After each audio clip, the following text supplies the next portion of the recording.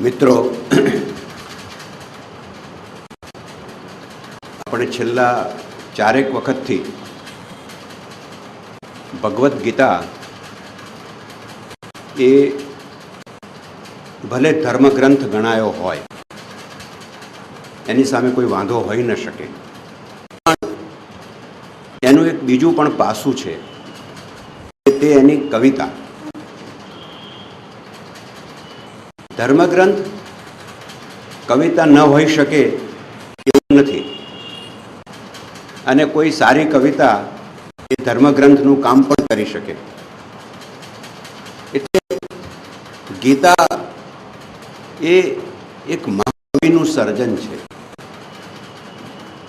વ્યાસ એ વિશ્વના એવા એક મહાકવિ છે કે જેમણે સાચા અર્થમાં, એટલે મહાકાવ્યની વ્યાખ્યાના સાચા અર્થમાં મહાકાવ્ય સિદ્ધ કરી બતાવ્યું છે. અને એ મહાકાવ્યના એક ભાગરૂપેની એક અંશ રૂપે માત્ર આ ગીતા તો આવે છે. એના 18 અધ્યાય. હવે આટલું મોટું મહાભારત, એમાં એક 18 અધ્યાયનો વચ્ચે આવતો આ નાનો ગ્રંથ તો પછી એ ગ્રંથાકારે આપણે એને અલગ મૂકી આપ્યું. એ મહાભારત જ છે.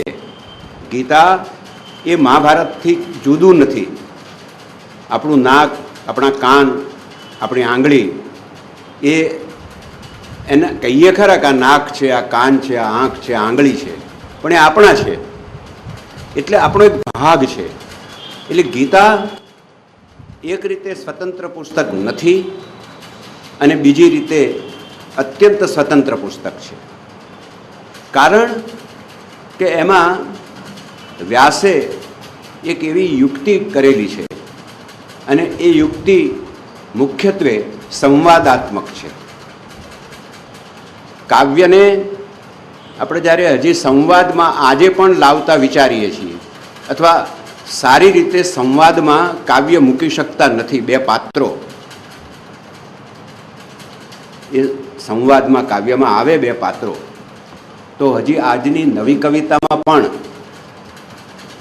નવા આયામો સાથે પણ એ સંવાદને કવિતાનું રૂપ કેટલું આપવું એ મોટો પ્રશ્ન રહે છે. આ ગીતા એક એવું કાવ્ય છે, અને એનો પ્રચાર આજ સુધી જે થયો છે અને હજી થતો રહે છે, તેમાં એક વાત મને એ લાગી છે કે એને સમજ્યા વગરનો પ્રચાર થતો રહે છે. એટલે ગીતા છે બસ એમ, એમાં કોઈ ખરાબ વૃત્તિ છે એમ હું નથી કહેતો. કોઈએ કહ્યું હોય કે આ સારું છે, એટલે પછી આપણે એને સારું માનીને ચાલીએ છીએ. પણ એ સારું શું છે એમાં, એ અગત્યની વાત તો એ છે કે સારું છે આ પુસ્તક, નમન કરવા જેવું છે, માથે ઊંચકવા જેવું છે, પણ એ શું છે એમાં એવું? આટલા બધા તો પુસ્તકો છે, તો આ કેમ એવું છે વિશિષ્ટ કે જેને આટલા વર્ષોથી પ્રજા આ રીતે પ્રેમ કરતી આવી છે? માત્ર ભારતમાં જ નહીં, ભારત બહાર પણ અનેક ભાષાઓમાં ગીતાનો મહિમા થયેલો છે. અનુવાદ તો થયા જ છે, પણ એનો મહિમા થયેલો છે.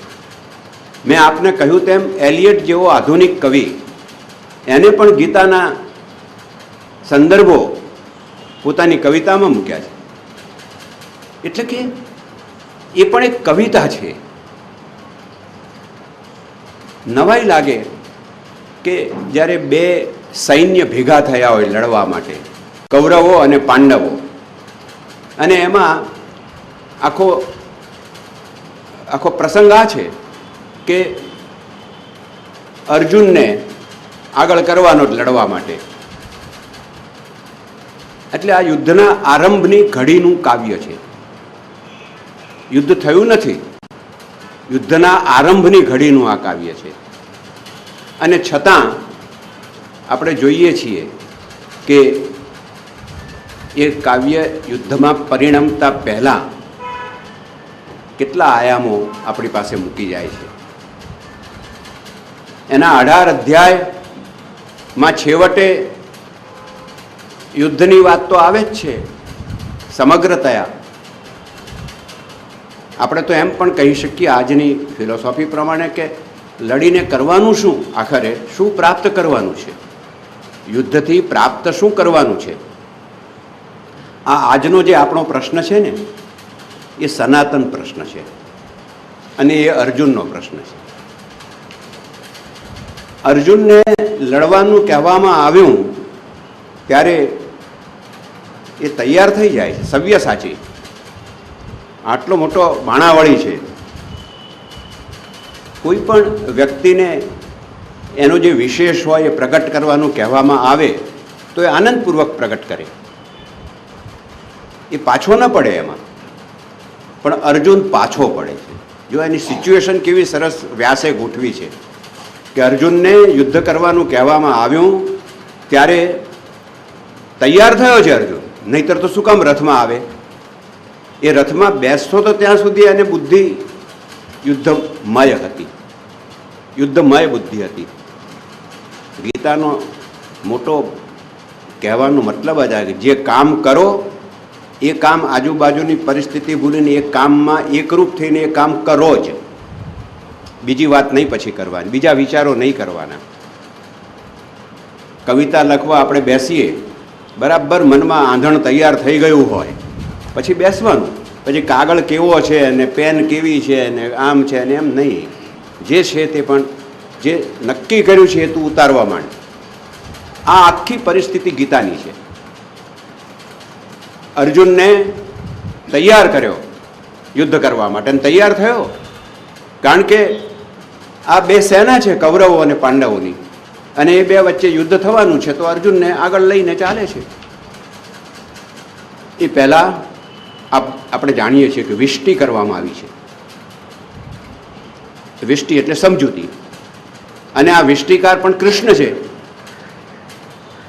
ત્યારે ત્યાં કૃષ્ણ જેને આપણે ભગવાન કહીએ છીએ એવું પાત્ર નથી. કૃષ્ણ એક માનવ પાત્ર છે. એવું બને કે એ બીજા કરતાં 5% ઊંચો માનવ હોય, પણ એ માનવ છે અને મનુષ્ય તરીકે એ કૌરવો પાસે જાય છે વિષ્ટિ કરવા કે જો યુદ્ધ ન થાય તો સારું. વાત તો આટલી જ છે કે યુદ્ધ ન થાય તો સારું, પણ વિષ્ટિ પણ આખરે નકામી જાય છે અને ત્યારે નિર્ણય થાય છે યુદ્ધ કરવું. તો આ યુદ્ધ કરવામાં આરંભ કેવી રીતે કરવો? બે પક્ષે તૈયાર થઈ ગયા યુદ્ધ કરવા. તો કૌરવો અને પાંડવો બંનેના યોદ્ધાઓ તૈયાર છે. અને વ્યાસે ગીતામાં જે ઘડી પકડી છે એ કૌરવોની નથી પકડી, એ પાંડવોની પકડી છે. અર્જુનથી શરૂઆત કરીએ. અર્જુન ધર્મક્ષેત્રે કુરુક્ષેત્રે, જો પહેલો જ એનો આખો શ્લોક. આ કુરુક્ષેત્ર તો છે, કુરુક્ષેત્ર તો ભૌગોલિક પ્રદેશ છે, એનું નામ કુરુક્ષેત્ર છે. પણ તમે જુઓ કે એ આટલા જમાનાથી ચાલ્યો આવતો આ કુરુક્ષેત્ર શબ્દ યુદ્ધનો પર્યાય થઈ ગયો છે.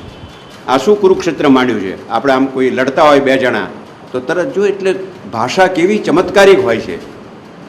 તો આ કુરુક્ષેત્ર એ એક યુદ્ધનું મેદાન છે.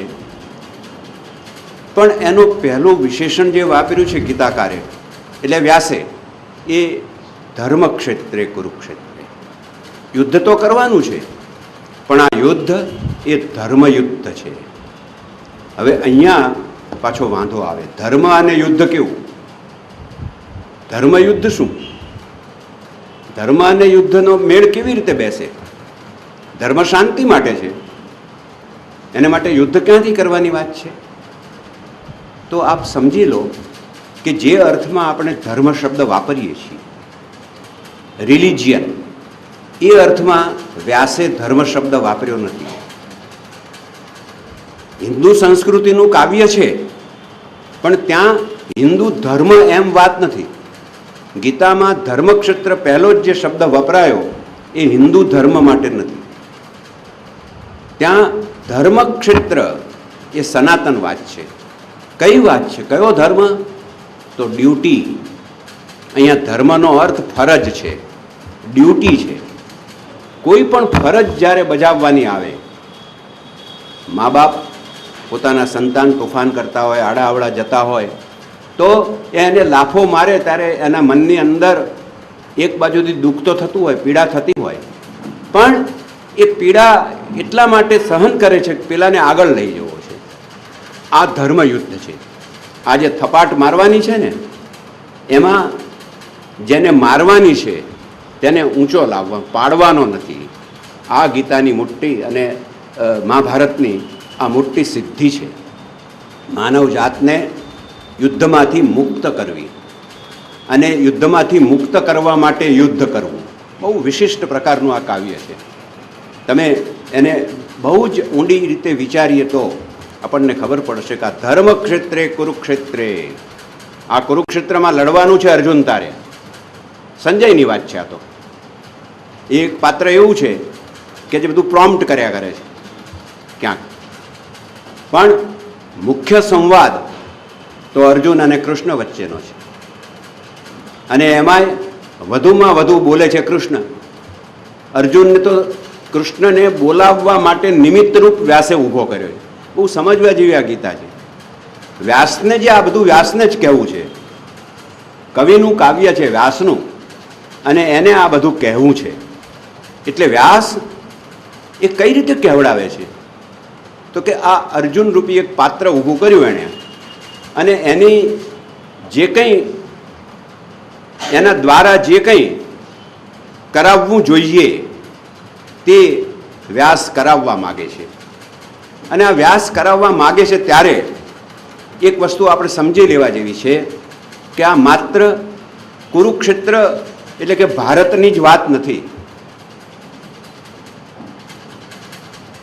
યત્ર યત્ર કુરુક્ષેત્ર તત્ર તત્ર ગીતોર્વે. જ્યાં જ્યાં કુરુક્ષેત્ર છે ત્યાં ગીતા છે. કહેવાનો મતલબ આ છે એનો કે જો તમારે ફરજ માટે લડવું પડતું હોય તો અચકાવવું ન જોઈએ. પણ હવે ગીતાનો પ્રશ્ન આ છે કે છેવટે માણસ એ માણસ છે, વ્યાસ વ્યાસ છે. વ્યાસના પાત્રો વ્યાસ નથી, વ્યાસના કૃષ્ણ પણ વ્યાસ નથી, વ્યાસના કૃષ્ણ પણ અર્જુન સમ છે. અર્જુન અને કૃષ્ણ સરખા છે, સખા છે. જો શબ્દ વાપર્યો સખા, મિત્ર, ફ્રેન્ડ, આ સરખા છે બધા. કોઈ સખા સખ્ય ક્યારે થાય? જો બધા સરખા વિચારના, સરખા આચારના, તો જ સખ્ય પ્રાપ્ત થાય. હવે આ પહેલા જ અધ્યાયમાંથી આ બંને જે સખા છે એમની વચ્ચેનું અંતર ઊભું થાય છે. આ ગીતાની ખૂબી છે. અર્જુન લડવા માટે તૈયાર થયો છે. હવે એ વખતની, કારણ કે જ્યારે રચાયું છે કાવ્ય 3-3.5 વર્ષ પહેલાંની વાત છે, ત્યારે જે પદ્ધતિ હોય યુદ્ધની એનો જે તો ઉપયોગ કરે ને, એ એટમ બોમ્બ ક્યાંથી લાગવાનો વ્યાસ? અહીંયા એટમ બોમ્બ પડ્યો જાપાનમાં, એવું વ્યાસ ક્યાંથી લાવવાનો? કારણ કે એને તો ખબર જ વોટ ઇઝ એટમ બોમ્બ. એના જમાનામાં જે યુદ્ધની રીતિઓ છે એ રીતિઓને એમને અહીંયા કેન્દ્રમાં રાખી અને કાવ્યનો આરંભ કર્યો છે. એ વખતે આ રીતે સામ સામે માણસો તીર કામઠા લઈને યુદ્ધો કરતા હતા. એટલે અર્જુનને પણ તીર કામઠા લઈને યુદ્ધ કરવા જવું પડે. યુદ્ધ કરવા જાય છે અને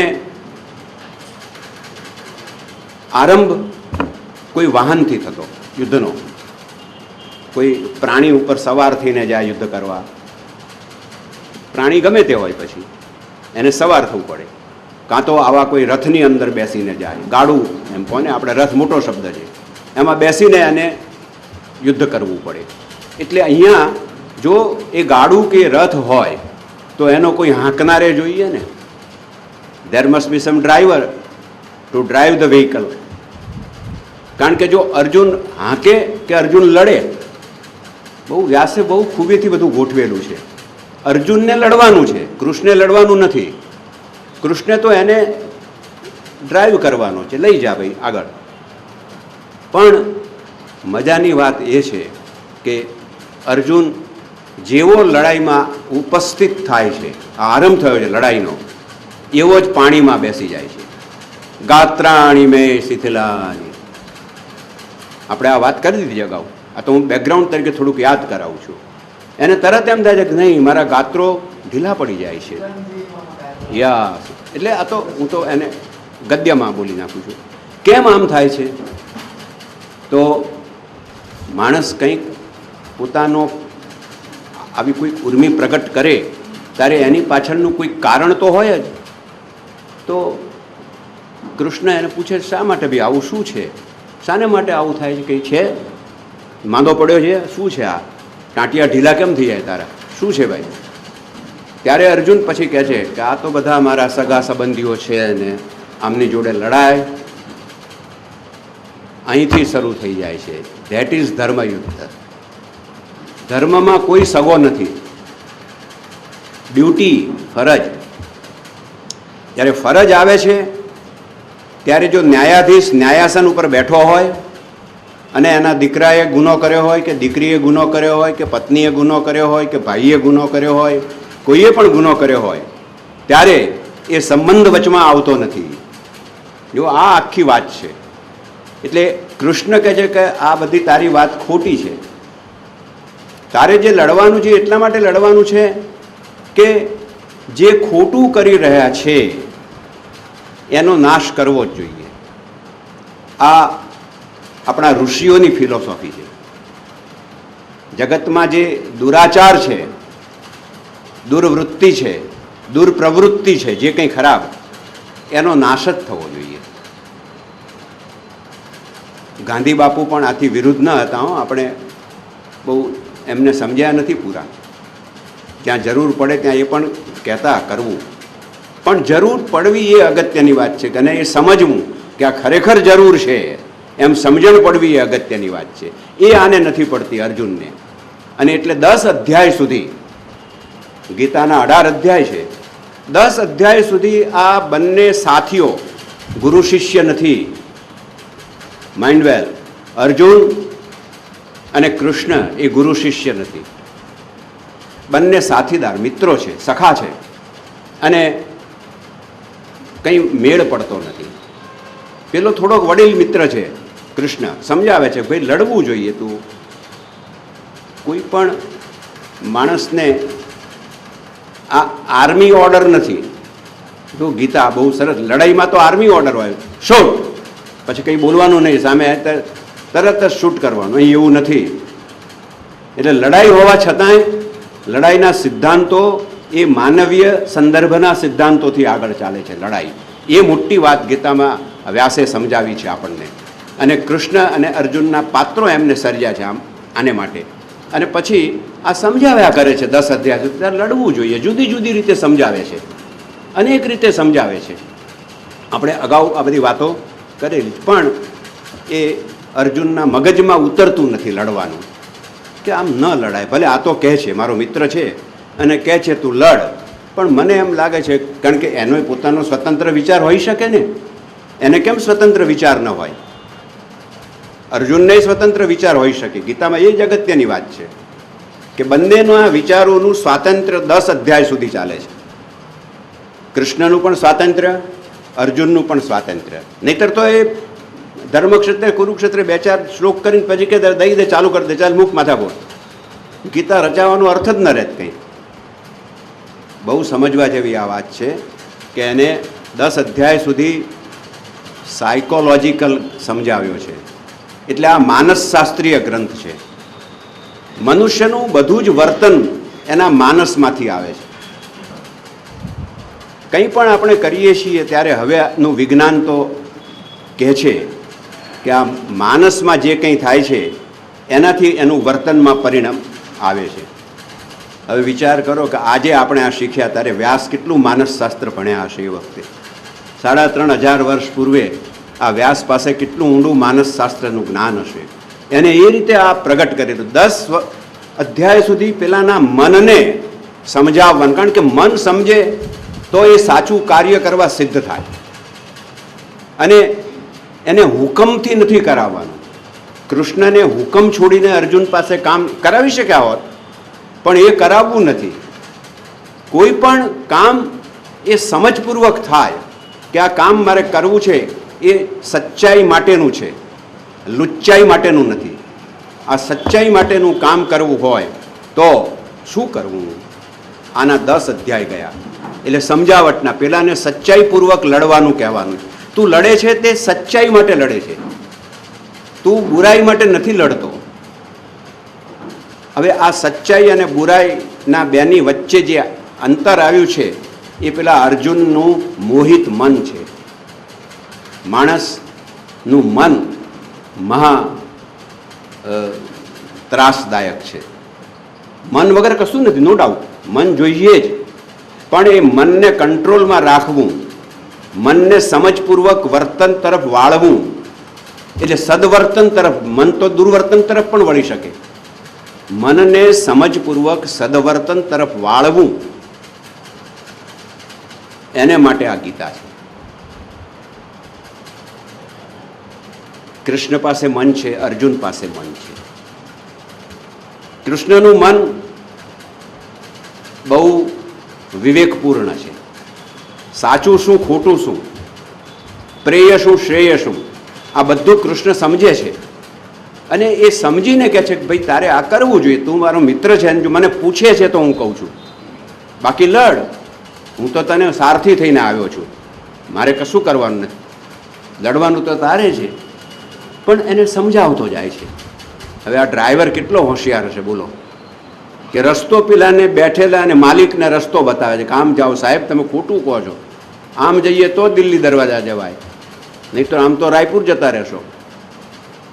પેલાને સમજણ પડતી નથી હજી 10 અધ્યાય સુધી, પણ મૂંઝાય છે. બહુ સરસ વાત, અને એટલી બધી કોન્ફ્લિક્ટની વાત મૂકેલી છે સાયકોલોજીકલી, કે અર્જુનને સમજણ નથી પડતી કે મારે શું કરવું, આમાં મારે કોનું માનવું, મારા મનનું માનવું કે આ કૃષ્ણની સલાહ માનવી. જો આ બે જુદી વસ્તુ પડતી જાય છે. મન એક વસ્તુ કહે છે અને કૃષ્ણ એને બીજું કંઈક કરવા માટે કહે છે. તો હવે આ બેની વચ્ચે મારે કરવું શું? 10 અધ્યાય સુધી આ બંને વચ્ચે આ ઘર્ષણ ચાલે છે, સમજાવટ ચાલે. ઘર્ષણ એટલે સમજાવટની ઘર્ષણ, સમજાતું નથી. ત્યારે અર્જુનને એમ થાય છે કે આ કોઈક માણસ છે તો જબરો. કોણ? કૃષ્ણ. આ મિત્ર છે, પણ ઘણીવાર આપણો મિત્ર કોણ છે એની આપણને સમજણ પડતી નથી હોતી. સખા ભાવમાં બધું ચાલ, લાફો મારી દઈએ, વાંધો નહીં. અર્જુન કૃષ્ણને લાફો મારી દે તોય ચાલે, કૃષ્ણ તો લાફો ખેલે, બીજો ગાલ ધરે, જીસસ ક્રાઇસ્ટ જેવો છે, કંઈ વાંધો નહીં. પણ તું લાફો મારીશ તો પણ હું તને જે કહું છું એમાંથી હું ફરવાનો નથી, તારે આ કરવું જ પડશે. આમ 10 અધ્યાય સુધી સમજાવ્યા કરે છે. ત્યારે અર્જુનમાં એમ થાય છે કે આ માણસ કંઈક આટલું બધું કહે છે મને, તો એને મારે સમજવો જોઈએ. હવે અર્જુનનું મન કંઈક જુદી દિશામાં વળે છે અને 11મો અધ્યાય આવે છે. ભગવદ્ ગીતામાં કવિતાની દૃષ્ટિએ 11મો અધ્યાય ઉત્તમ છે. ત્યાં એનું કલ્મિનેશન છે, એનું શિખર છે. 10મા અધ્યાયના અંતિમ ભાગમાં તમે જુઓ, હું આપને કહું,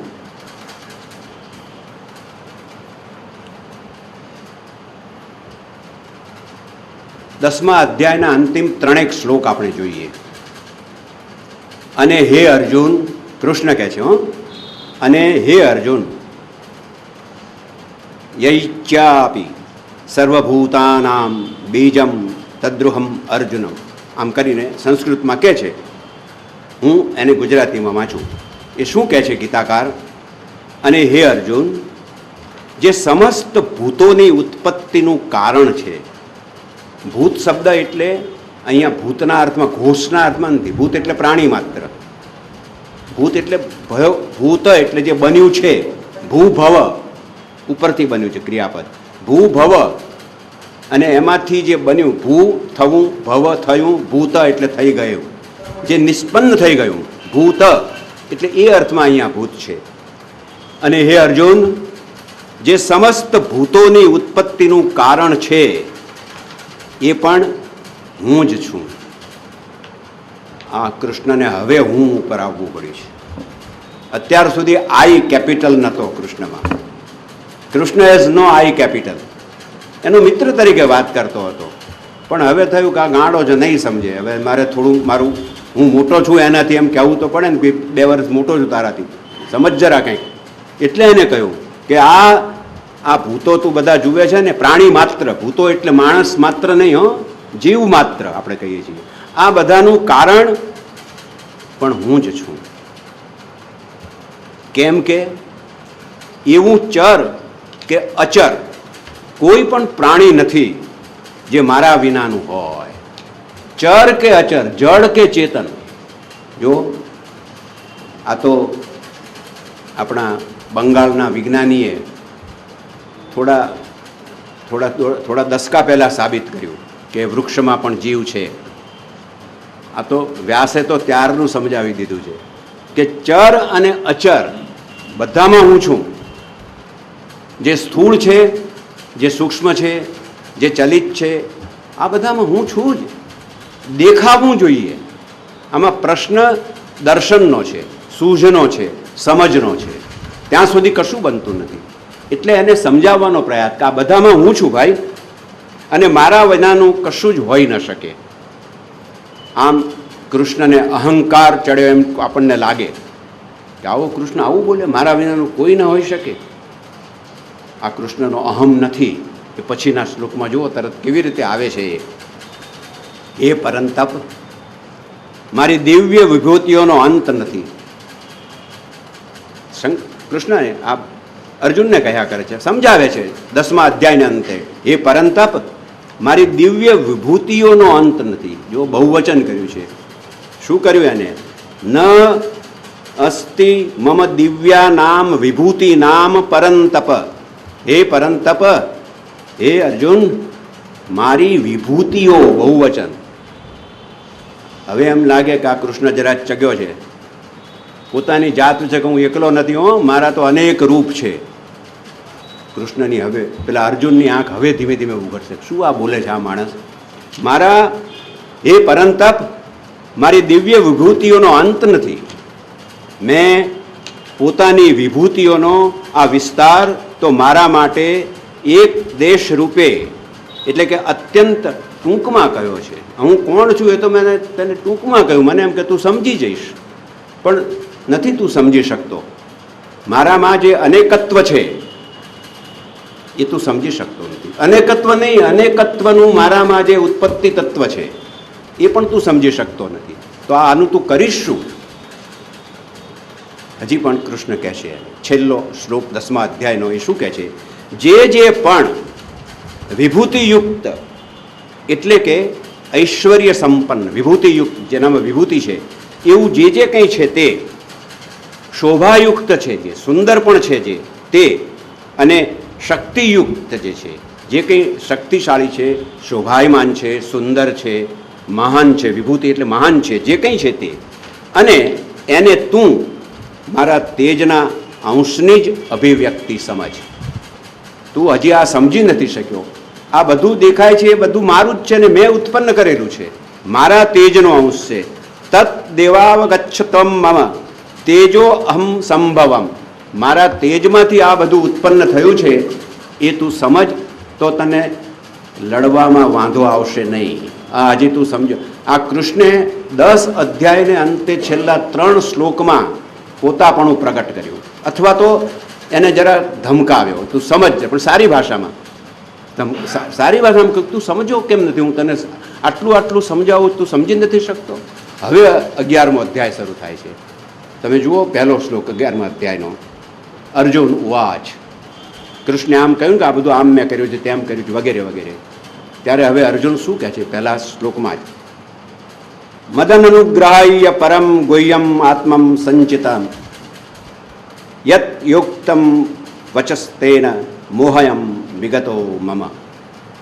આ કરવાનું હતું, મોહયમ વિગતો મમ. બહુ સરળ સંસ્કૃત છે. આમ તો હવે આપણે તો અત્યારે સંસ્કૃત મને ખબર નથી હવે કેટલી શાળામાં કેવી રીતે ભણાવાતું હશે, પણ સંસ્કૃતનો આપણો સંસર્ગ ઓછો થઈ ગયો છે. કારણ કે સંસ્કૃતમાંથી જ આપણી તો ભાષા ઉતરી આવી છે. એટલે સંસ્કૃત સરળ છે. અને ગીતાનું સંસ્કૃત કોઈ સમાસો છે મોટા, એ તો સંસ્કૃતમાં આવવાના જ, પણ એને સમાસને છૂટા પાડો તો તરત સમજી જવાય એવું છે. હવે આ શ્લોકમાં અર્જુન વાચ, અર્જુનનો પહેલો શ્લોક ગીતાના 11મા અધ્યાયનો આ છે, પેલાના જવાબ રૂપે. જે 10મા અધ્યાયના જે 3-4 શ્લોક અર્જુને કહ્યા, કૃષ્ણે કહ્યા અર્જુનને, એના જવાબ રૂપે અર્જુન હવે પહેલો શ્લોક 11મા અધ્યાયમાં આમ ઉચ્ચારે છે. મેં શ્લોક કહ્યો, હવે હું ગુજરાતી કહું છું. અર્જુન કહે છે કે મારા પર અનુકંપા કરીને મદ અનુગ્રહાય, મારા ઉપર દયા કરીને, આમ અનુકંપના ભારે શબ્દ ના વાપરે ચાલે, આ તો અનુવાદ છે. મારા ઉપર મહેરબાની કરીને, આમ કહી છે ને આપણે આપણી આજની ભાષામાં, મારા ઉપર મહેરબાની કરીને, દયા કરીને પણ આપે જે પરમ ગોપનીય અધ્યાત્મ વિષયક ઉપદેશ કહ્યો, ગોપનીય, છુપો, હું સમજી નતો શકતો એવો અધ્યાત્મ વિષય આપે જે કહ્યો મને, આ 10 અધ્યાય સુધી તમે મને ધીમે ધીમે જે સમજાયો, એનાથી મારું આ અજ્ઞાન નાશ પામી ચૂક્યું છે. એને કબૂલ કર્યું કે હું નથી લડતો, એ મારું અજ્ઞાન છે. આપે મને 10 અધ્યાય સુધી સમજાવ્યો, હું ન સમજ્યો, પણ આ છેલ્લે આપે જે આખી વાત કરી ત્યારે હવે મને મગજમાં ઉતરી ગયું કે નહીં, આપે મને સમજાવ્યો છે એ બરાબર છે, હવે તમારી વાત સાચી છે. પણ હજી અર્જુનને સૂક્ષ્મમાં સમજણ નથી, એને હજી સ્થૂળ જોઈએ છીએ. એટલે એને થયું કે આ મારો મિત્ર એમ કહે છે, સખા છે, આ મિત્ર કહે છે કે મેં તને સમજાવ્યું, બધું બરાબર છે ને આમ છે. અર્જુન માની ગયો કે વાત સાચી છે, પણ આ આટલો મોટો છે એ કેવી રીતે ખબર પડે? આ તો મારા જેવો જ છે, 2 હાથ છે ને 2 પગ છે ને મારે જેમ બેઠો ને દોરડું લઈને રથ હાંકે છે. ત્યારે પછી અર્જુન એને કહે છે બીજા શ્લોકમાં 11મા અધ્યાયના, ભવાપ્યયૌ હિ ભૂતાનામ શ્રુતૌ વિસ્તરશો મયા તત્વતઃ કમલપત્રાક્ષ મહાત્માપતિ ચ અવ્યયમ. કમલપત્રાક્ષ, શું શબ્દ એને વાપર્યો છે? કમળપત્રની આંખ જેવા, જેની આંખ કમલપત્ર જેવી. જો અર્જુન ગીતામાં કૃષ્ણનું વર્ણન કર્યું, આ વર્ણન પણ કાવ્યાત્મક છે. ઝીણી આંખવાળાના બધું આપણે ઘણું આપણા સમાજમાં આપણે બધું બોલતા હોય, કેવા હોય, ભૂરી આંખવાળા કેવા હોય, કાળી આંખવાળા કેવા હોય, આવું બધું સામા સાચું ખોટું હોય છે કે બધું, બધા જ વિધાનો યુનિવર્સલ ન હોય, પણ આપણા અનુભવોમાંથી આપણે આવું બધું તારવ્યું છે. અહીંયા છે જુઓ, તરત એને શું કહ્યું? કેમ કે હે કમલનયન, એને કહે છે કમલનયન, કમલપત્રાક્ષ, કમલના પત્ર જેવી જેની આંખો છે તે, એના બદલે આપણે વાપરીએ છીએ કમલનયન. હે કમલનયન, વિચાર કરો, કમલનયન એટલે કમળનું ફૂલ. આપણે જે વાત કમળના ફૂલ, કમળનું ફૂલ આપણે જોયું હોય જે રીતે છે, અમુક રીતે આમ જાય તો એ આંખ જેવું લાગે. અહીં તો કમલ પત્રાક્ષ, મૂળમાં તો એવું છે, કમલના પત્ર જેવી જેની આંખ છે. હવે કમળ અને કમળનું પત્ર પણ તમે જોયું હશે પાણીમાં કેટલું વિશાળ અને મોટું હોય છે. એટલે કમલ નયન કર્યું ખરું આપણે અનુવાદમાં, પણ ખરેખર એ અનુવાદ પ્રોપર નથી મારી દૃષ્ટિએ. કમલ પત્રાક્ષય શબ્દ જ ઉચિત છે એને માટે. કમલના પત્ર જેવા જેના નયનો છે તે, આમ લાંબુ કર, શું કામ સમાસ કમલ પત્ર? કમલ જેવા નહીં, કમલના પત્ર જેવા આમ ગોળ મજાના સરસ એવા જેના આંખો છે તે. કેમ કે હે કમલનયન, હે કમલ પત્રાક્ષ, એમ મેં આપની પાસેથી ભૂતોની ઉત્પત્તિ અને પ્રલય, ઉત્પત્તિ અને નાશ, આ સૃષ્ટિમાં જીવજંત પ્રાણી માત્ર ઉત્પન્ન થાય છે તે અને નાશ પામે છે તે, આ બંને વિશે આપની પાસેથી વિસ્તારપૂર્વક સાંભળ્યું. આ 10 અધ્યાયમાં એને એ સમજાવ્યું છે, આ બધું હું કરું છું, આ બધું મેં કરેલું છે. આમ એક કૃષ્ણ એને સમજાવતા જાય છે, મેં આપની પાસેથી સાંભળ્યું તથા આપનો અવિનાશી મહિમા પણ સાંભળ્યો. જો શબ્દો જો, સાંભળ્યો, અનુભવ્યો નથી. મેં સાંભળ્યું હોય ફલાણો આવો છે એ બરાબર, પણ મેં અનુભવ્યું ક્યાં છે કે આવો છે? એટલે કે મેં આવું સાંભળ્યું કે આપ તો આવા છો, આપ તેવા છો, એવું આ 10 અધ્યાયમાં આપ જે વારે વારે બોલતા રહ્યા એના ઉપરથી મને એમ પ્રતીત થયું કે આપ બહુ મોટા છો, ગુહ્ય છો, આમ છો તેમ છો. હવે ત્રીજો શ્લોક કહે છે, અવમેત અદ્ય નાથ તમ આત્માનમ પરમેશ્વર. આ એક પંક્તિ વાંચી, સંસ્કૃત તમારા ખ્યાલમાં આવે માટે. હવે ગુજરાતી કહું છું કે શું કહે છે આ માણસ. હે પરમેશ્વર, જો પરમેશ્વર ઉપર આવ્યું ને સંબોધન છે કે હે પરમેશ્વર. વિચાર કરો કે આ અર્જુન અત્યાર સુધી કૃષ્ણને પરમેશ્વર નહોતો કહેતો. બહુ ધ્યાન રાખવા જો ગીતા આપણે ધ્યાનપૂર્વક વાંચીએ તો ખબર પડે કે આ વ્યાસે પહેલીવાર અર્જુનના મોંમાં કૃષ્ણ માટે પરમેશ્વર શબ્દ મુકાયો છે. અત્યારે તો સખા એને થયું કે ઓ આ મારો મિત્ર પણ આ સામાન્ય નથી, એટલે કે છે કે હે પરમેશ્વર, આપ પોતાને જેવા કહો છો, તમે કહો છો ને હું આવો છું ને હું તેવો છું ને, એ તો તમે કહો છો, તમે વર્ણવો છો હું આવો છું. આપ પોતાને જેવા કહો છો એ ખરેખર એમ જ છે. અર્જુને ચતુર જો બુદ્ધિ વગરનો તો નથી. એ કહે છે આપ કહો છો એ બરાબર છે, એમ જ છે કદાચ, છતાં પણ હે પુરુષોત્તમ, આ ગઠિયો છે આમ અર્જુન પાછો. એ કહે છે આપ કહો છો એ બધું બરાબર, હું સમજી પણ શકું છું, છતાં પણ હે પુરુષોત્તમ. પાછો એને મેણું તો મારે છે કે હે પુરુષોત્તમ, પુરુષોમાં ઉત્તમ એવા હે પુરુષ. પુરુષ તો ખરો જ, પુરુષોત્તમ એટલે કંઈ બીજો નથી કોઈ. પુરુષોત્તમ એટલે પુરુષ, ઉત્તમ પુરુષ. આપણે તો ખોટું સમજી બેઠા છીએ, પુરુષોત્તમ એટલે કંઈક બીજો, એવું નહીં. પુરુષોત્તમ, ઉત્તમ પુરુષ, બસ બીજું કંઈ નહીં. તું ઉત્તમ પુરુષ છે કે હે પુરુષોત્તમ, આપના જ્ઞાન, આપનું ઐશ્વર્ય, આપની શક્તિ, આપનું બળ, આપનું વીર્ય, વીર્ય એટલે તેજ સમગ્ર, આપનું વીર્ય અને આપના તેજથી યુક્ત એવું ઈશ્વરીય રૂપ આપનું હું પ્રત્યક્ષ જોવા માગું છું. આપે વર્ણવ્યું હું આમ છું ને તેમ છું ને આ બધા ભૂતોને મેં ઉત્પન્ન કર્યા છે ને તું સમજતો ને ડોબા. સમજી ગયો સાહેબ, એ આપે કહ્યું, પણ હવે આપ સાબિત કરો કે આપ આવા છો. આપ આવા છો એ અમને કેવી રીતે ખબર પડે? હવે આ જે વિરાટ દર્શન આવે છે, કૃષ્ણને થયું કે આને નહીં સમજ્યા, અને હવે આ માગે છે તો બતાવી દઉં તારે હું કોણ છું. છેવટે એમ થાય ને કે આને બતાવી દઉં. આ કૃષ્ણ હવે બતાવી દઉં ઉપર આવી જાય છે. અને હવે શ્લોકમાં જો પરિવર્તન આવ્યું. મન્યસે યદિ તચ્છકયમ મયા દ્રષ્ટુમ ઇતિ પ્રભો યોગેશ્વર તતો મે ત્વમ દર્શયાત્વમ અયમ અયમ. જો એ શું કહે છે હવે?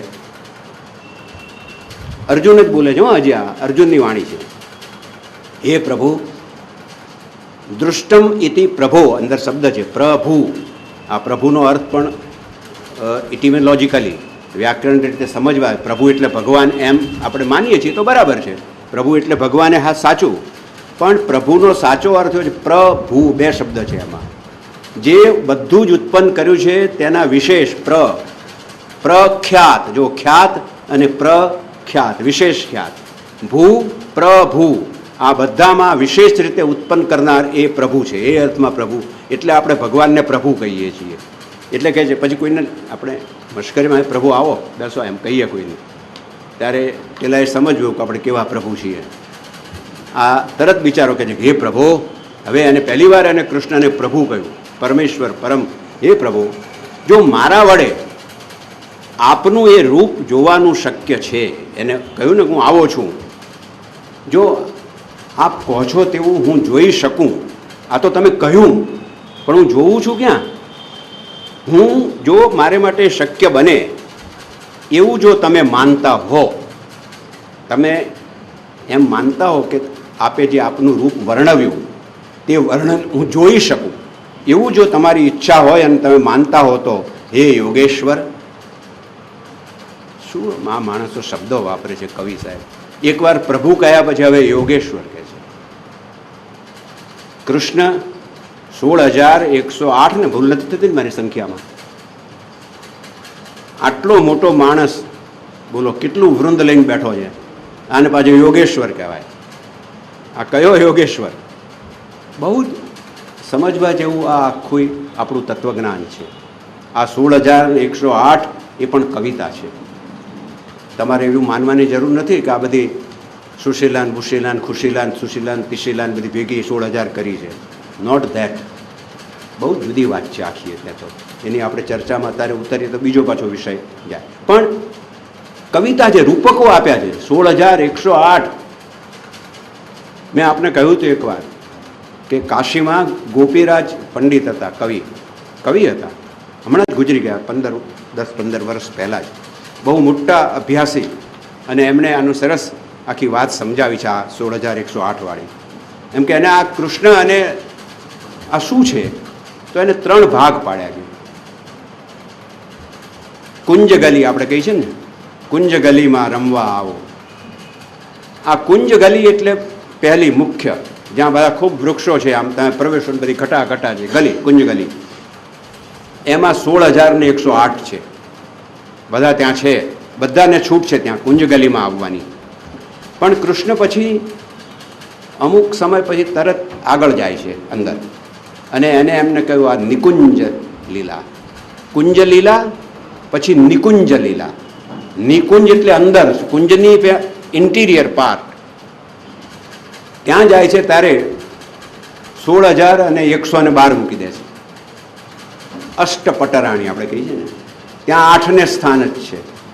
આ 8 મુખ્ય આપણી વૃત્તિઓ છે, એ લઈને જ ત્યાં રહેવાનું છે. એ નિકુંજ લીલા છે, ત્યાં એની જોડે આટલું કરતો હોય છે કૃષ્ણ. પછી ત્રીજો શબ્દ એમને પ્રયોજ્યો કે હજી એ કૃષ્ણ આગળ જાય છે, અને ત્યારે નિભૃત નિકુંજ લીલામાં જાય છે. નિભૃત એટલે અત્યંત ઇન્ટિરિયર છે, અંદરો અંદર દૂર જાય એવી નિભૃત નિકુંજ લીલા.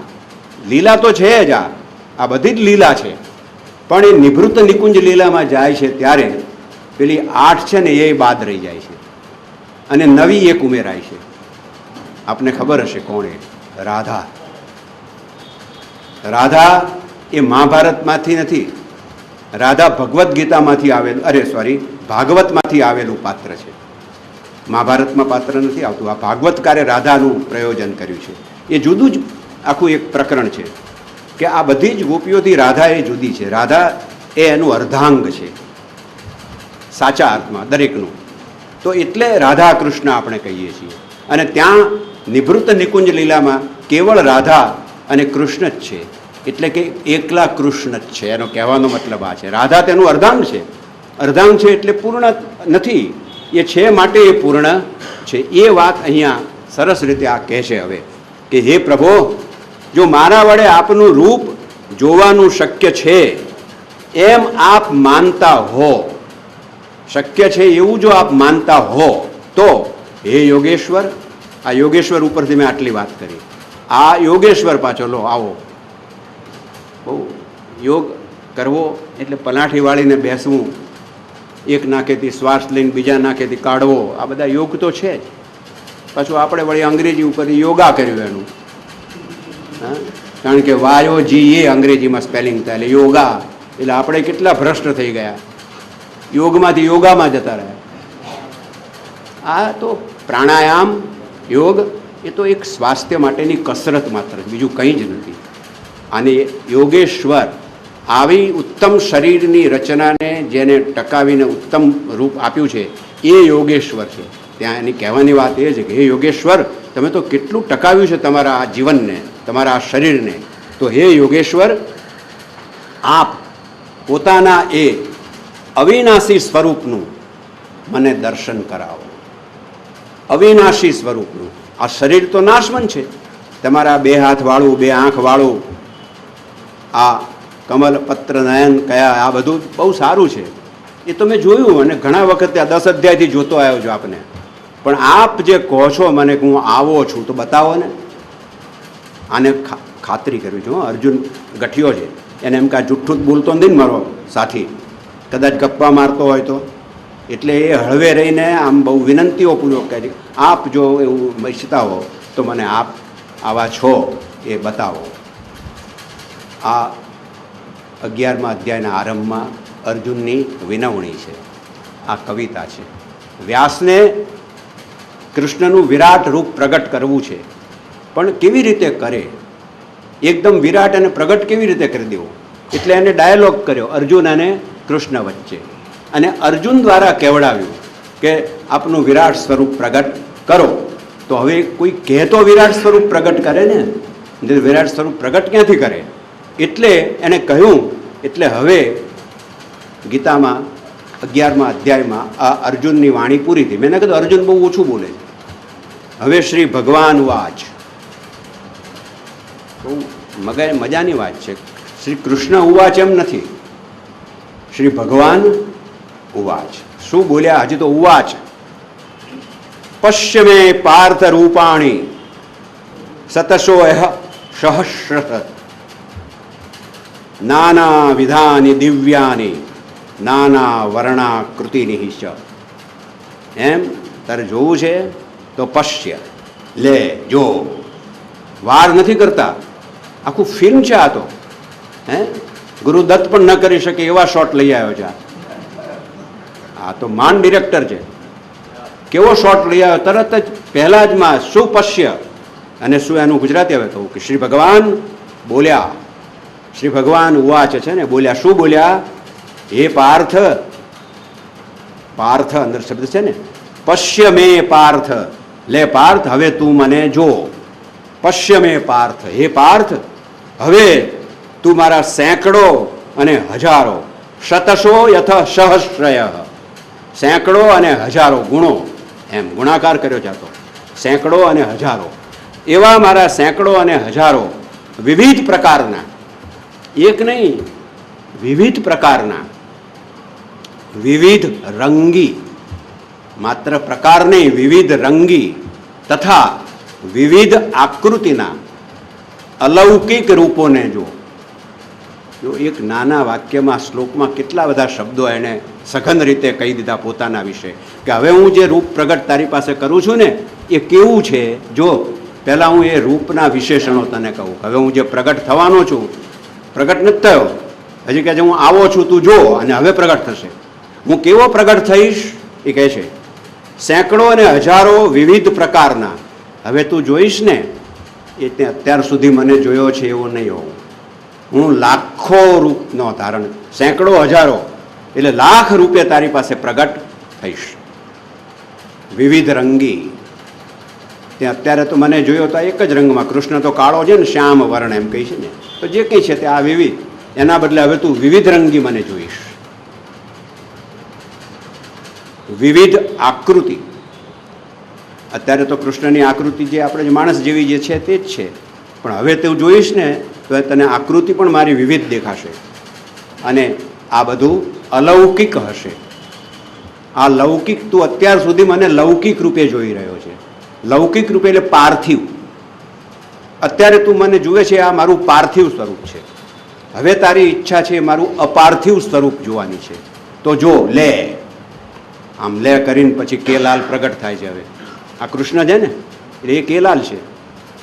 કૃષ્ણલાલ કહીએ ને આપણે, તો આ કેલાલ પ્રગટ થયા. હવે કેવી રીતે પ્રગટ થાય જુઓ. શું બોલે છે હવે? પશ્યદિતામ સુરામ વિશ્વનય મરુતસ્તથા, લેજો એમ કરીને બોલ્યા. હવે હે ભરતવંશી, અર્જુન પણ નથી કહેતા, પરંતપ પણ નથી કહેતા, ધનુર્ધર પણ નથી કહેતા. હે ભરતવંશી, તું ભરતવંશનો છે ને. બધા સમજ્યા છે, મૂર્ખ તું જ નથી સમજ્યો. એમ કહેવાનો મતલબ એને એ છે કે આખો ભરતવંશ સમજે છે અને તું જ એકલો નથી સમજ્યો. જો, હે ભરતવંશી, મારામાં અદિતિના 12 પુત્રો. તું મને શું સમજે છે? મારામાં અદિતિના 12 પુત્રો, 8 વસુઓ, 11 રુદ્રો. આ બધા આપણા બધા સ્વરૂપો છે, બધા જુદા જુદા. 11 રુદ્રો, 2 અશ્વિની કુમારો. 2 અશ્વિની કુમાર છે, આપણા પૌરાણિક પાત્રો છે, અને આ પાત્રો એ અમુક ગુણધર્મોના સિમ્બોલ છે. આ 2 અશ્વિની કુમારો અને 49 મરુદ ગણો. 49 વેવ્સ ઓફ વિન્ડ, મરુત ગણો. 49 પ્રકારના તો વાયુ છે. આ બધું જો, તથા બીજા પણ ઘણા બધા આ પહેલા ન જોયેલા આશ્ચર્યમય રૂપોને જો. આ તો મેં તને ગણાવ્યા, પણ હમણાં હું હજી પ્રગટ નથી થયો. આમ પ્રગટ થઈશ આ રીતે, અને જ્યારે પ્રગટ થઈશ ત્યારે આ મેં ગણાવ્યું તો હઈશ, પણ એ સિવાયના બીજા તને અનેક એમાં જોવા મળશે. એટલે આ 11મા અધ્યાયનું શીર્ષક જ વિરાટ રૂપ દર્શન. વિરાટ, મહાન કેવો છે આ? વિરાટનો અર્થ જ આ છે. અને પછી આગળ ચાલે છે, હે નિદ્રાને જીતનાર, એને કહ્યું ને, જગત કૃત્યમ પશ્ચાદ્ય સચરાચરમ યમ અશ્યમ મમ દેહે ગુડાકેશ યસ અનંત દૃષ્ટિમ ઈચ્છસી. જો હવે આગળ કૃષ્ણની વાણી ચાલુ જ છે. એ કહે છે, હે નિદ્રાને જીતનાર અર્જુનને આ એક વરદાન હતું. એ ઊંઘી પણ ન શકે, જાગે. નિદ્રાને જીતનાર હતો એ, એનામાં એવો ગુણ હતો. હવે જે નિદ્રાને જીતી ગયો છે, બહુ સમજવા જેવું છે.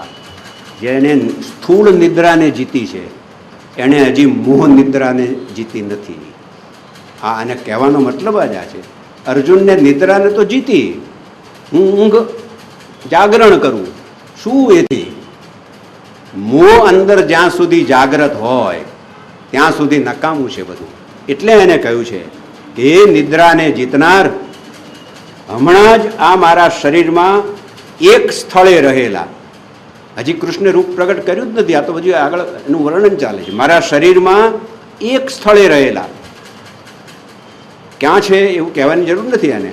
મારા શરીરમાં એક સ્થળે રહેલા ચર અને અચર, તો શબ્દો વાપર્યા, ચર અને અચર સહિત આખા બ્રહ્માંડને જો. હવે કૃષ્ણ કે તું મેં વર્ણન કર્યું ને, એ વર્ણન તો ઠીક છે મારા અભિપ્રાય, હવે તારે જોવાની જ ઈચ્છા છે તો જો. હવે હું બતાવું છું તમને, હવે હું તને બતાવી દઉં છું, પણ આ સારા અર્થમાં બતાવી દઉં. તું સમગ્ર બ્રહ્માંડને, વાક્ય પૂરું કરી લઉં, તું બ્રહ્માંડને જો, તથા બીજું પણ જે કંઈ જોવા ઈચ્છતો હોય એ પણ જો. એટલે કે મારી તાકાત એવી છે કે તને બ્રહ્માંડ જોયા પછી મનમાં કંઈક પ્રશ્ન થશે, તને પૂછવા પણ નહીં રહે. તારા મનમાં પ્રશ્ન થશે અને જવાબ રૂપે હું પ્રગટ થઈ જઈશ ત્યાં. કેટલી મોટી વાત! આ સર કવિતા, કેવી કવિતા તમે જુઓ. એક ત્યારે અર્જુનને મનમાં વિચાર આવ્યો કે આ માણસ વર્ણન કરે છે કે હું બ્રહ્માંડ છું, આમ છું, પણ મને દેખાશે કેવી રીતે? દેખાય કેવી રીતે? મને અહીં મારી આ આંખો છે તો હું બહુ તો કંઈ 2-3 માઇલ 4 માઇલ પણ મારે અહીંથી અમેરિકાનું ન્યુયોર્ક કેવી રીતે દેખાય અહીંથી? તો આ એવી વાત હતી. અને ન્યુયોર્ક જોવાનું હતું, બેઠા બેઠા બેસવાનું હતું દિલ્હીમાં અને જોવાનું હતું ન્યુયોર્ક. હવે કેવી રીતે જુએ આ? એટલે હવે આ અર્જુન કહે છે, નતું મામ સક્ષસે દૃષ્ટનૈવ સચક્ષુષા, પરંતુ મને તું આ પોતાના સ્થૂળ ચક્ષુઓથી જોઈ શકવા ચોક્કસપણે સમર્થ નથી. તારી પાસે આંખો તો છે અને અમે વર્ણન કર્યું, પણ તું આ આંખોથી મને નહીં જોઈ શકે. તારે મને જોવો હોય તો તારે આંખો પણ બદલવી પડે, એમને એમ જોવાય નહીં. એટલે કહે છે, નતું મામ શક્યસે દૃષ્ટમ અને અૈવ સ્વચક્ષુષા, તારી આ આંખો સ્વચક્ષ, તારી અત્યારે જે આંખો છે એનાથી તું મને નહીં જોઈ શકે. તારી ઈચ્છા છે જોવાની, હું સમજુ છું, પણ નહીં જોઈ શકે. અને એટલે તરત જ બીજીમાં કહે છે, દિવ્યમ દદામિ તે ચક્ષુ. આ પહેલું દાન કર્યું, દિવ્યમ દદામિ તે ચક્ષુ પશ્ય મે યોગમ ઐશ્વર્યમ. હવે હું તને દિવ્ય ચક્ષુ આપું છું, તો એ દિવ્ય ચક્ષુથી તું મારું યોગરૂપ જે છે મોટું એ તું જો, તને ખબર પડશે કે હું કેવો છું. આ જાદુના ખેલ નથી. આ દિવ્ય ચક્ષુ આપવા એટલે શું? જે મોહ ચક્ષુ હતા ને અર્જુન પાસે, એમાંથી દિવ્ય ચક્ષુ એટલે જે મોહ રહિત બધું જોઈ શકે છે, સાચું કે ખોટું બધું જ એક સરખું જોઈ શકે છે. એવા ચક્ષુ તું અત્યારે, તારા ચક્ષુ એક જ જોતા હતા. હવે હું તને એવા ચક્ષુ આપીશ કે તને ખબર પડશે કે સાચું શું છે કે ખોટું શું છે, એનો ખ્યાલ તને તરત આવી જશે. એટલે એ કહે છે, પરંતુ મને તું આ પોતાના સ્થૂળ ચક્ષુઓથી જોઈ શકવા અસમર્થ છે, માટે હું તને આ અલૌકિક ચક્ષુ આપું છું. દિવ્યમ દદામિ તે ચક્ષુ, દિવ્યમ અલૌકિક. હું તને હવે આ લૌકિક આંખોથી તું નહીં જોઈ શકે. જો જીવનમાં તત્વજ્ઞાન સમજવું એ લૌકિક બુદ્ધિનું કામ નથી. લૌકિક બુદ્ધિ તો તમારી 10 રૂપિયાના કે 10 ગણે, રૂપિયાનું લીધો હોય 9 રૂપિયા પાછા આપે, 11 પાછા ના આપે. આ તો 11 પાછા આપે ને 12 પણ લે. આ વિચિત્ર બુદ્ધિ છે, આ અલૌકિક બુદ્ધિ છે. આ કંઈ ખબર ન પડે કે આમાં શું થશે. અને એટલા માટે કહે છે માટે હું તને અલૌકિક ચક્ષુ આપું છું. હવે હું તને જે ચક્ષુ આપીશ એનાથી તું મને ઓળખી શકીશ, એનાથી તું મારી ઈશ્વરીય યોગ શક્તિને જો. હવે કૃષ્ણ હવે પોતે આ બોલવા જે સાથી છે એનો, અને હવે પોતે કહે હું સામાન્ય માણસ નથી ભાઈ, આ મારી ઈશ્વરીય શક્તિને તું હવે જો. બહુ જ સાયકોલોજીકલ આખું કાવ્ય, અને એટલું સરસ રીતે સિદ્ધ કર્યું છે કવિએ કે 10 અધ્યાય સુધી ક્યાંય આ ઈશ્વરીય ચમત્કાર નથી. પણ એ સમજતો નથી ત્યારે આને કહેવું પડે છે કે હવે હું તને સમજાવું કે હું તારો સાથીદાર છું, બરાબર છે, પણ હું કોણ છું. કૃષ્ણ અને સુદામા આમ બે હોય તો સુદામા છે અને કૃષ્ણ છે, બંને મિત્રો છે, એમાં ના નહીં. પણ સુદામાને ખબર કેવી રીતે પડે કે આ પોટલી તાંદુલની પેલો કઈ રીતે શું કરે છે એનું, આ એ વાત કૃષ્ણે ત્યાં એ જ છે, એ પણ આખી કથા એમાં એ જ છે. અહીંયા અર્જુન સુદામા જેવો મોહ છે, સમજણ નથી પડતી, ગયો છે ઉઘાડ પગો, એટલે કે બુદ્ધિ વગરનો, એની પાસે પહોંચ્યો જ ત્યાં. કૃષ્ણ એને બુદ્ધિ આપે છે, અને બુદ્ધિ એટલે દૃષ્ટિ. એને આ બધું સમજવાની દૃષ્ટિ, એટલે સમજવાની દૃષ્ટિ, જોવાની એટલે આ બધું શું છે એ સમજવાની દૃષ્ટિ આપે છે. આટલી વાત અર્જુન અને કૃષ્ણ વચ્ચે થઈ. અર્જુને માગ્યું અને કૃષ્ણે કહ્યું હું આમ કરું છું. ત્યારે હવે સંજય વચ્ચે એક પદ મૂકશે પાછા. સંજય વચ્ચે આવી જાય, નાટક ચાલતું હોય ને પછી વચ્ચે આવીને પેલો બોલે કે હવે આમ થશે ને પછી જતો રહે નેપથ્યમાં. એવો આ સંજય નેપથ્યવાસી છે, વચ્ચે આ પ્રગટ થઈ જાય, કંઈક બોલીને પાછો જતો રહે. સંજય શું કહે છે? એવમ ઉક્ત્વા તતો રાજ મહાયોગેશ્વરો હરિ દર્શયા પાર્સ્થાય પરમ રૂપમ ઐશ્વરમ. સંજય બોલ્યા. હવે શું બોલ્યા સંજય? હે રાજન, જો આ હવે આખી કથા સમજજો કે આ તો કૃષ્ણ અને અર્જુન વચ્ચેનો સંવાદ એ પેલા બીજા રાજાને કહી, ધૃતરાષ્ટ્રને કહેવાની વાત હતી. સંજય આ બધું ધૃતરાષ્ટ્રને કહી રહ્યા છે. આખી બહુ સરસ આ તો કથા છે. અને એટલે હવે ધૃતરાષ્ટ્રને કહે છે કે હે રાજન, મહાયોગેશ્વર તેમજ સર્વ પાપોને હરનાર ભગવાન હરિએ આમ કહ્યા પછી ઉપર જે બધું કહ્યું ને તે આમ કહ્યા પછી અર્જુનને પરમ ઐશ્વર્યયુક્ત દિવ્ય સ્વરૂપ દેખાડ્યું. હવે સંજયે આવી અને આપણે શ્રોતાઓ અને વાલ્મીકી એ બેની વચ્ચે સંજય પ્રગટ થયો અને કહ્યું કે હવે જુઓ ભગવાને રૂપ દેખાડ્યું. ઉપર તો કહ્યું હું આવો છું તેવો છું, પણ હજી પ્રગટ નથી થયા. પણ એ પ્રગટ થયા એ સંજય કહે છે કે હવે જુઓ, એટલે જાણે કે વાચકોને પણ એ બતાવે છે કે જુઓ હવે આ આમ પ્રગટ થયા. એમ સંજયની વચ્ચે એક વાણી આવી. અનેક મુખ હવે કેવા પ્રગટ થયા એનું વર્ણન આવ્યું. કેવા પ્રગટ થયા છે? 2 શ્લોક છે, 10મો અને 11મો. એમાં જે રૂપ પ્રગટ થયું છે તેનું વર્ણન છે. આ કેવા રૂપે પ્રગટ થયા તો કહે છે અનેક કવત્રયમ મદ્યોદ્ધમ દર્શનમ. દર્શનમ મુખ, મોટા મોટા સમાસો છે આ, પણ એને છૂટા પાડો તો એક શબ્દ સમજાય એવો છે. આ સમાસો હું વાંચતો નથી, હવે હું એ શું કહે છે એ આપને કહું. એ શું કહે છે જુઓ. અનેક મુખ, અનેક વક્ત્ર, વક્ત્ર એટલે મુખ, સંસ્કૃત શબ્દ છે. અનેક મુખ, અનેક નયન, નયનનું નેત્ર, અનેક મુખ, અનેક નયન ધરાવનાર. આપણે તો એક મુખ અને 2 આંખ હોય, આ તો એકની અનેક. હવે અનેકનો અર્થ કેવો કરો? 10, 12, 15, 20, 25 કશું જ નથી કહ્યું. અનેક તમારે જે માનવું હોય તે. એકથી વધારે આંખો, સહસ્ત્રાક્ષ કહી છે ને આપણે, 100 આંખોવાળો જાણે હોય એમ અનેક આંખોવાળા ધરાવનાર, અદ્ભુત દૃશ્યોથી યુક્ત. હવે જે પ્રગટ થયા છે ભગવાન એનું વર્ણન ચાલે છે. અદ્ભુત દૃશ્યોથી યુક્ત, ઘણા બધા દિવ્ય આભૂષણોથી યુક્ત. આ રૂપ પ્રગટ કર્યું છે એમાં ઘણા બધા દિવ્ય, જે પૃથ્વી પર જોવા ન મળે એવા આભૂષણો ધારણ કર્યા છે કૃષ્ણે. આભૂષણોથી યુક્ત, અને કેટલાય ઉગામેલા દિવ્ય આયુધો હાથમાં ધારણ કરેલા. હવે એક હાથ નથી, સહસ્ત્રાસ્ત્ર છે, હજારો હાથ આવ્યા છે અને બધા હાથમાં અનેક આયુધો ધારણ કર્યા છે.